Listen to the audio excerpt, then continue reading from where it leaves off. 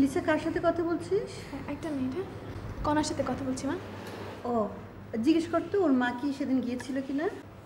আচ্ছা, এই কনা আন্টি কি গিয়েছিল? হ্যাঁ, হ্যাঁ। ও তাই না? আচ্ছা হ্যাঁ ঠিক আছে, হ্যাঁ তাহলে বাই। আচ্ছা। কি বললো? আন্টি তো জাননি মা।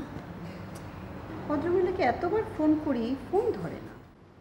মা আদিব নামে একজন ফোন করেছিলেন, তোমাকে চাইছিল। তুমি কি বললে? আমি বললাম তুমি বাসায় নেই। ও, আর এমনি কি বললো? এমনি জিজ্ঞেস করলো কোথায় পড়ি কি করি এসব আর কি। আর তুমি সব গলগল করে বলে দিলে না? হ্যাঁ। এতবার বলি একটু রিজার্ভ থাকো, সবাইকে সব কথা বলতে হবে কেন? একটু গম্ভীর থাকার চেষ্টা করো। না মা তুমিও তো সবাইকে সব কথা বলে দাও, রিজার্ভ থাকো না, গম্ভীর হও না। আমি তো তোমারই মেয়ে। কি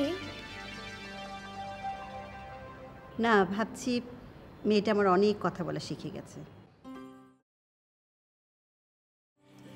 চলো ফ্রেশ হয়ে আসি, তারপরে একসাথে খাবো।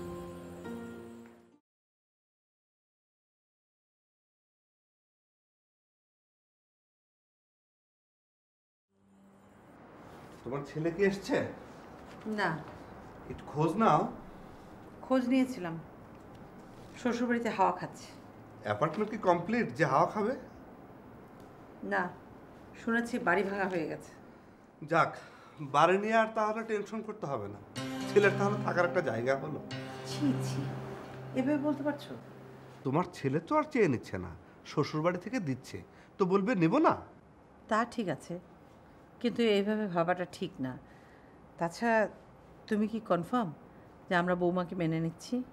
দেখো, সংসার করবে সাইফ, ও বুঝে নিক। সব এত বড় করে দেখলে বাকি জীবনটা পার করা মুশকিল হবে। তুমি কি চাচ্ছ? আমি আবার কি চাবো? তোমাকে চেয়েছিলাম, পেয়েছি। থাক থাক, হয়েছে। তাহলে রসন আসলে তোমার চেহারা পাল্টে যায় কেন? খুশিতে তো একেবারে টকবক করো। কি রসনের মতো কাপড় চোপড় পরি না তাই? কি যে বলো, দেখ